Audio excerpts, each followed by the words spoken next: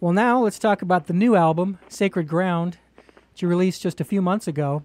There's some key differences this time, the most obvious being none of the material originated with Chicago, with the lone exception of the somewhat ironically titled Take Me Back to Chicago, which Danny wrote back in 1977. And as we talked about, you want to keep a similar sound, but you also want to establish more of a separate identity. You retain the same basic lineup we talked about, yourself, Danny, Peter, Mick, and Ed. The horn players were different, but still well-suited for the task, so, no loss of quality there. Larry Braggs is still the primary vocalist, but this time you had a number of guest vocalists, including former Chicago singer Bill Champlin, his son Will, Eric Red, Wes Quave, who you mentioned was back again. You also sang a couple yourself. Yeah. And, all this sharing of the microphone is actually very much in the spirit of Chicago, who, like the Beatles, the Eagles, and Pink Floyd, benefited greatly from having multiple lead singers in the band. The first song I want to play from Sacred Ground is a bit different than the rest of the album, in the sense that 25 or 6 to 4 is different from Saturday in the Park. This one features Will Champlin on lead vocals, who also wrote the song. From the 2013 CTA album Sacred Ground, this is called Strike.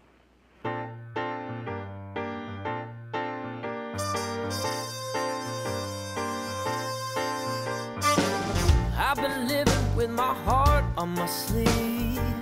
It ain't hard to see right through me, yeah, I know it. And I'm not afraid to show it, no, yeah. I've been tripping on my 2 left feet.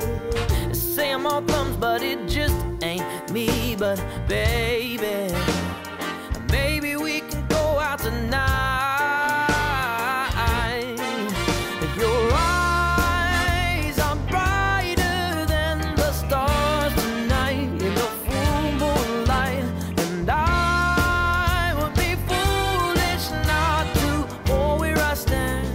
You're in high demand, so I gotta take this chance to strike while the iron's hot. 'Cause loving you is all I got.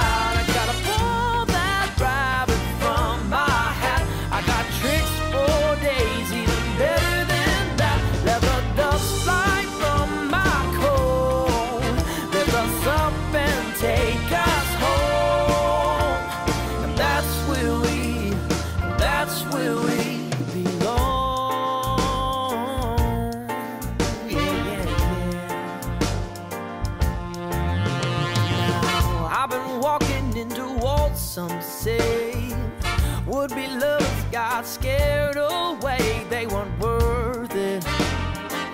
My world is turning for you. It ain't hard to find some decency in this world we see, but that just ain't me, no.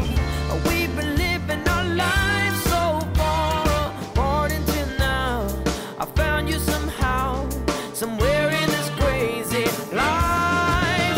I gotta strike while the iron's hot, 'cause loving you is all I got. I gotta pull that rabbit from my hat. I got tricks for days, even better than that. Leather dust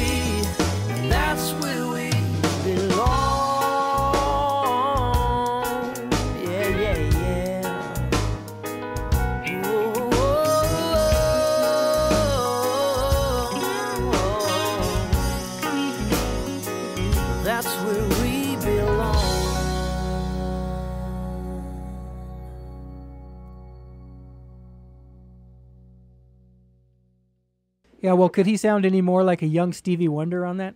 I know it. I know. He's got an amazing voice, man. Amazing voice. Yeah, one of the tracks that you sang on the album is called Out of Reason. You really gave your falsetto a workout on that one, didn't you? Yeah, that was a song that Micah Greiner and I wrote together. We have another band with Troy Lucetta and Travis Davis, who's also on here, called Savile Row. And this was a tune that he and I wrote for that band. And again, Danny heard it and says, "Hey, man, we should do this on this album." So I was like, okay. So it was a little bit touchy for me because I was actually having to sing a song that Micah usually sings. And, I'm real territorial about that when it comes to somebody who's, original. So I had to ask him permission. He was fine with it. He's like, "Dude, you kidding me? Go ahead," And so I had to get past that, much like I had to get past, Whiter Shade of Pale on the Matador album, getting past what are people going to think, kind of thing. So I did this and wrote a horn arrangement to it, and it turned out really well. I was actually surprised how good it turned out, vocally. And, I played it for Micah, and he loved it. He said, you killed it, Yeah. So I felt better after he said that. So there's a lot of spots where the melody line jumps up to a falsetto note. So I was impressed when I heard you sing that. Yeah, I know. I've always been comfortable with falsetto. It's never been an issue for me. I'm good there, Good. Yeah, there are several instances on the album where you have a writing credit, but someone else does the lead vocal. So were you tailoring material for specific singers, or were you just writing songs and then deciding who was best suited for them later? Well, I think it was a little bit of both. Like Staring at the Sun, I actually wrote for Larry originally because I thought he'd kill on it, but he got so involved with, busy. There was never a time, at the time we wanted to do it, there was never a time for him to come into town. Mm-hmm. So I thought, well, let me see if I can get Wes to sing it.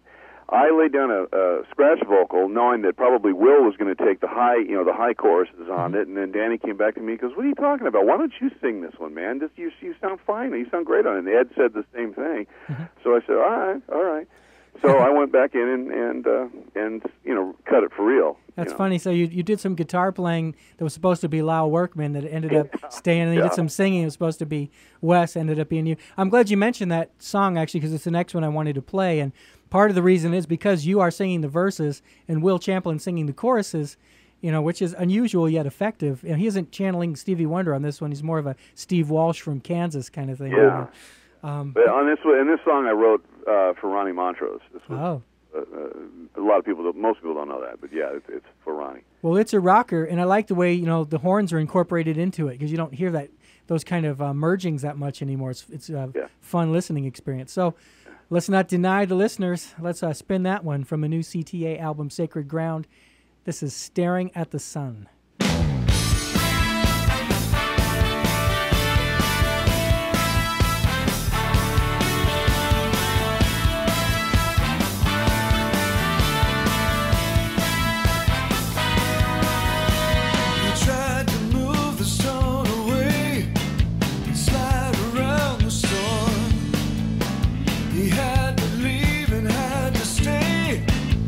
All the flames are gone.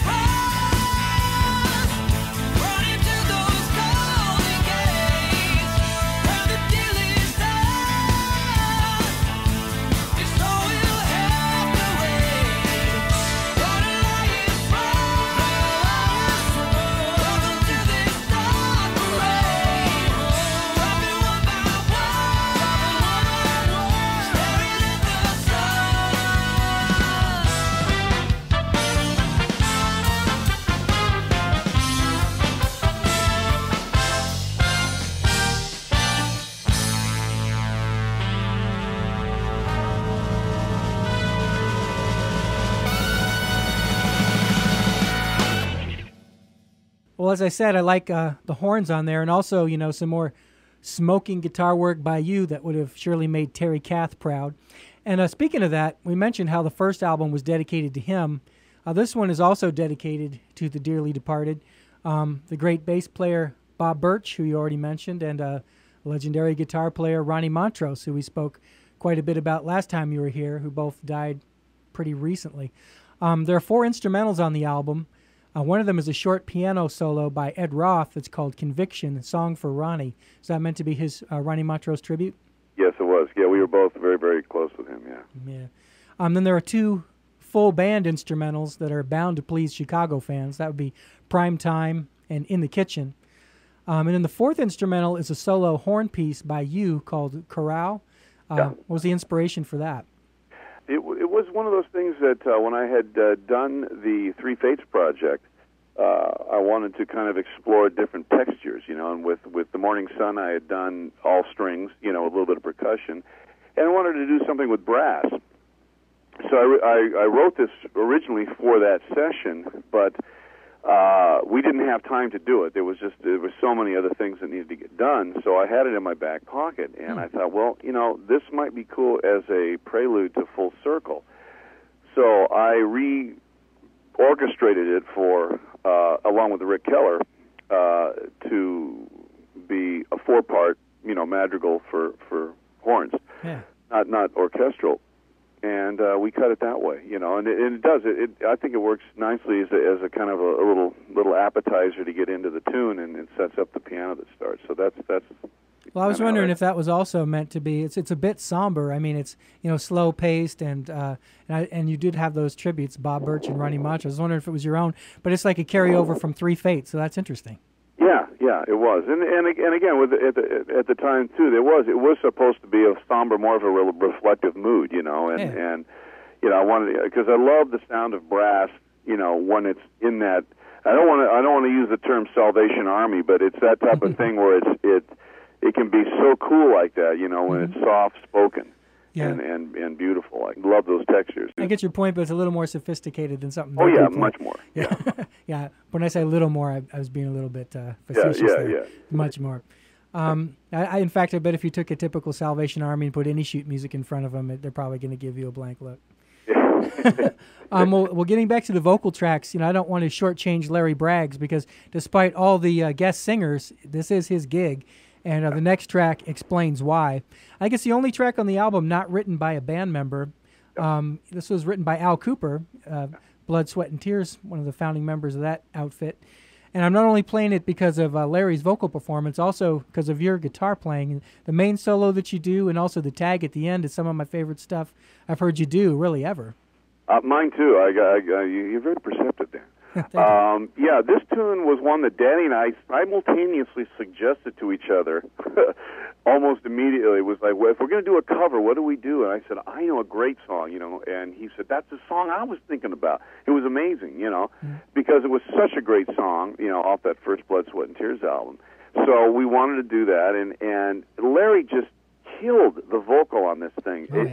In my opinion, I call and tell him this almost weekly, that it's probably one of the best vocals I've ever heard in the history of rock. It's incredible, his vocal on this thing. He just gave it up, which inspired me to solo and try to match that, and it was great for me. I had just purchased being left-handed, you can't find a lot of guitars that are just out there that aren't, funky, and I had always been a big Johnny Winter fan, always wanted a Firebird, and, there was never... You can't find left-handed Firebirds, in the course of looking around, I call up Southpaw Guitars, and I see on their page, left-handed Firebird. And I went, no. And I looked at it, it says, the only Firebird Gibson ever made, left-handed, 1964. Whoa. So I, with the behest of my wife, of all people, Joey, she talked me into buying it, and it was not cheap. But I've got a guitar that McCartney will never have. So that's my, that's my claim now. And anyway, this was the first song that I actually fired it up on and played, and it was, it just sang. Yeah, so, it's a great sounding guitar, man. Well, it better. For that price, yeah. What was cool, though, the best part of this story was the fact that about 2 weeks ago, I get an email from Al Cooper, and he heard the song and went into how much he loved it. He said, I love the fact that it doesn't sound like Donny Hathaway. He says, I love Donny Hathaway's version, but he says every band that's covered this tune has done it like Donny Hathaway. He said, I love the horn arrangement. It's fresh. The soloing is great. And then he says, too bad Larry Braggs can't sing, you know. And but he said it was a pleasure to sit through. Well done, lads. So to me, that was like praise from Caesar. You know, the fact that he signed off on it was very cool. Well, have you ever said that to anybody who covered one of your songs? I don't know that anybody. but you get my point. I mean, for the writer of it to be that pleased, like you say, it is high praise. No, I also like how the arrangement goes in and out of like halftime and double time tempos. Yeah, I mean, we did this jazz Hendrixy kind of Mitch Mitchell, Noel Redding thing in the middle, you know, just because we wanted to strip it right down and do it, you know, in that style, and I think it worked really well. It did. We've talked about it enough. Let's play it. From the Sacred Ground CD, this is I Love You More Than You'll Ever Know.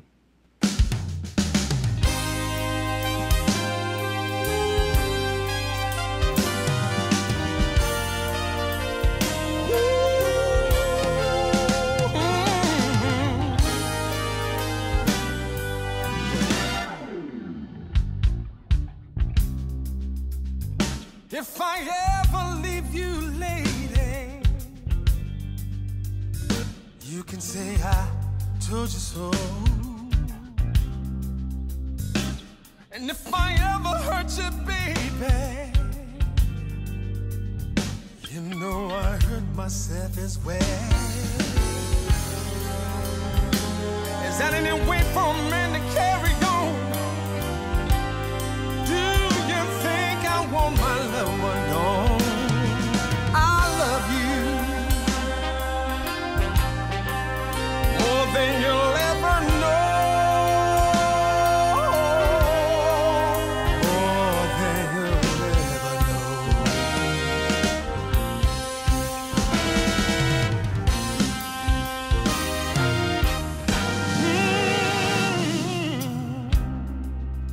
When I wasn't making much money, you know where my paycheck went. I brought it all home to you, lady, and I never spent a tiny red cent. Is that any way for a man to carry on? Do you think I want my loved one gone? I love you more than you'll ever know.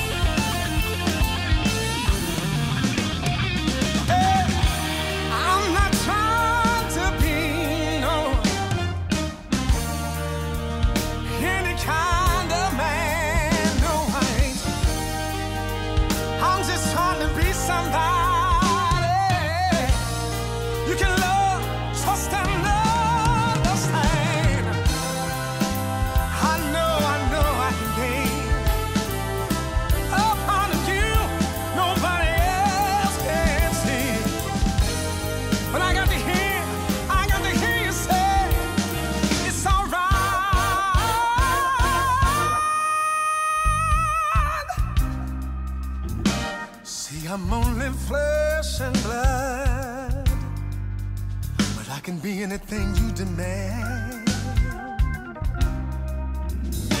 I could be king of everything, or just a tiny grain of sand. Is that any way for a man to carry on? Do you think I want my love one gone? I love you more than you'll ever know. I love you.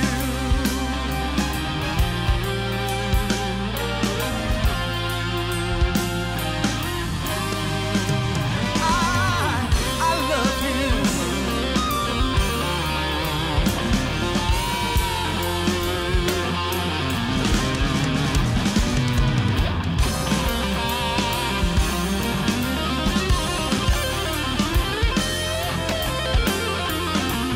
Baby, I love you.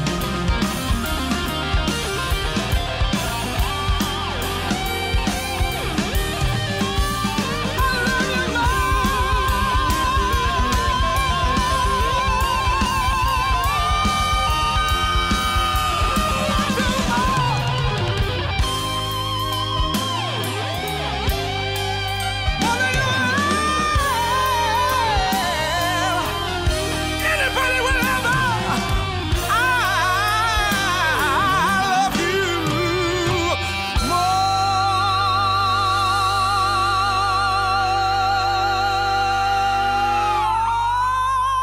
than you will ever know.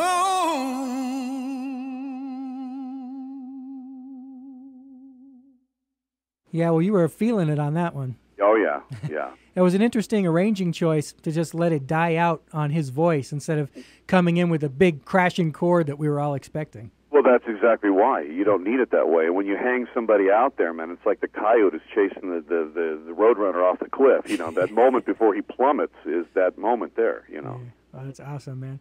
Well, some of the other tracks on the album would include The Real World, which is also sung by Larry Braggs, Full Circle, which was the one sung by Bill Champlin, and also happens to be the title of the previous album, just to confuse everybody. Eric Red was the guest vocalist on Go On, which he co-wrote with Ed Roth. Last track on the album, Daydream Lover, almost sounds like a demo. It's very stripped down. What's the story with that one? Well, it was one of those things where you know, Wes Quave now has been with the band for a while. He's been fronting the band along with Will.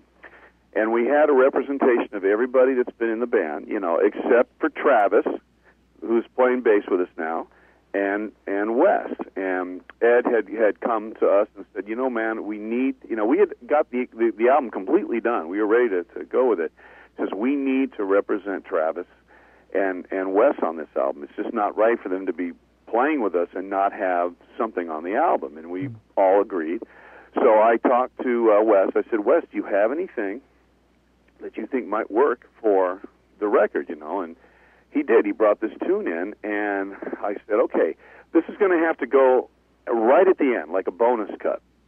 And so I don't want it to sound like anything else on the album. I want it to sound like we're all just sitting around in a circle playing, which is what we did.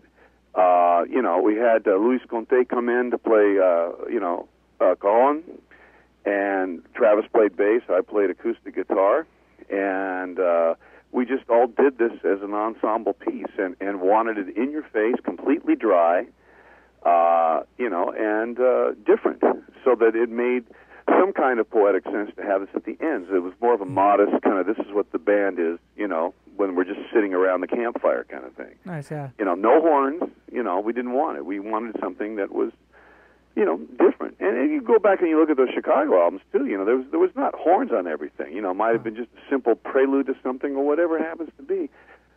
Just a different dimension of the band, you know, and to give Travis and Wes a voice. It does have that effect of being like a bonus track. Yeah. But, you know, it's not like it's 6 or 7 people we've never heard of. Like you say, you know, Right. Wes did a vocal on the previous album. So certainly no shortage of contributors to the CTA albums. Yeah, absolutely. Even though it's a bit different than Full Circle, I imagine you're all equally proud of it. And, you know, I know it just came out and it's too early for specific details, but are you guys expecting to do a third one? Well, at some point, yeah. This one took 3 years to do, so we're kind of this is what I'm saying. Promote this one at the moment. Now, we're very proud of the fact that this all came from us. And it kind of shows everybody else that may have been doubting us at this point whether we were just a Chicago tribute band, which we weren't anyway. But that was just the first record that we wanted to get everybody's attention. This is the record that we really want people to hear. Yeah. Because it comes from us.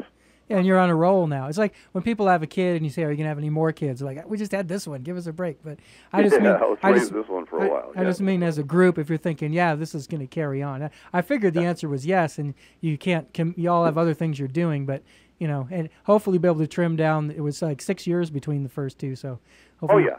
What you should do on the next one is take all those corporate ballads and just rock them out. Or just do really ugly, feedback-laden versions of them. Right. Everybody needs a little time. We'll give you writers arrangement credit. And you should start numbering your albums now: CTA 3, CTA 4. It seems like the only places you still find Roman numerals anymore. It's Chicago albums, Rocky movies, and Super Bowls. Yeah, that's about it. And maybe movie copyrights, I guess. Yeah. Well, CTA does do live gigs. As you can imagine, they put on a killer show, so I want to direct everybody to the band's official website where you can keep tabs on their tour dates and everything else associated with the band. That website is ctatheband.com. It's all run together without any special punctuation. CTATHEBAND, ctatheband.com. And of course, let's not forget Marc's own official website, marcbonilla.com. MarcBonilla. Played a lot of great tracks today, but I strongly encourage you to seek out the ones I didn't play because I can assure you, you will not be disappointed. Well, Marc, now that you've managed to align yourself with Keith Emerson and Danny Seraphine, who's next for you, Roger Daltrey? I don't know. I think they'll find me, whoever it is. Which classic catalog are you going to dip into next? Yeah, well, I'm gonna concentrate on a little bit of my own stuff now. So yeah. That's next up here is trying to get another solo album done for the summer. That's my summer project. Yeah, you know where to go to promote it, man. You're always welcome here. Oh, yeah, baby. You'll be the first stop. Well, as you probably know, Marc was the guest on the last episode of the podcast. I had originally planned to talk about CTA during that interview, then decided in order to really do it justice, we needed to cover it in a separate show. So thank you, Marc, for doing double duty and coming on the show again. I appreciate the extra effort. Oh, no problem. We just turned into a mini-series, that's all. That's it. Marc will be with me next week talking about... This podcast was recorded at Mojo Recording Studio in Phoenix, Arizona. It was engineered by Mike Post. I'm going to close the show now with the title track from Sacred Ground. I've got a few surprises for you after that, so stay tuned and keep in mind that all the tracks I've played today and I'm about to play can be found on the 2 California Transit Authority CDs, Full Circle and Sacred Ground. Thank you, everyone, for listening, and we'll see you next time.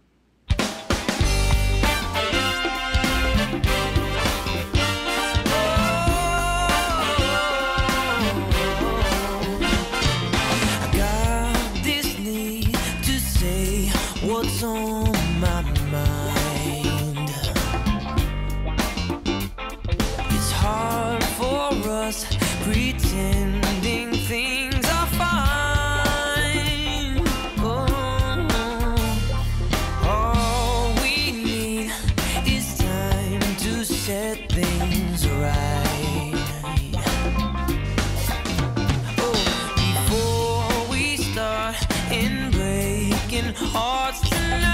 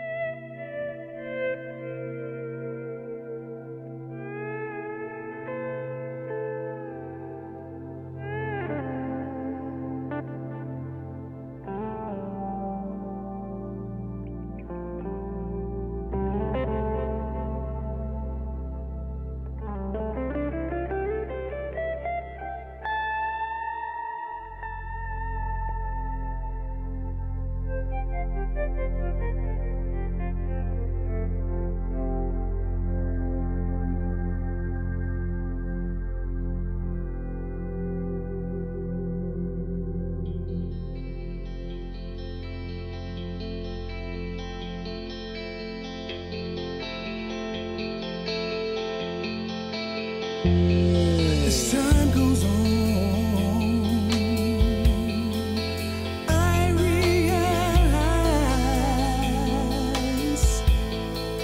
just what you mean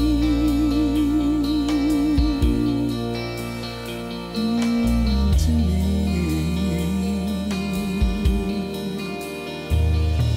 And now that you're near, promise your love like I've waited to share and dream of our moments together.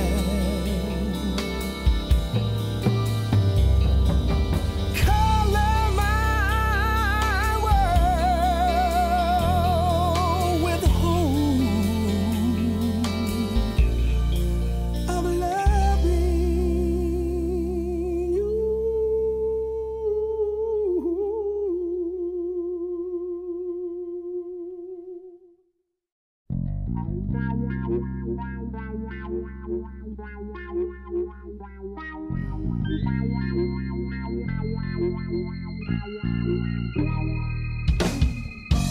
Every time I see you, I'm exalted. I wanna write you letters every day. That double rainbow ain't got nothing on you. You've done my head in, but I feel okay. Every time I think about you, several thousand times a day, I can feel this pull like a river towards the ocean. Tell me, do you feel this way? I got myself caught in a situation. I tried to lock myself inside my room.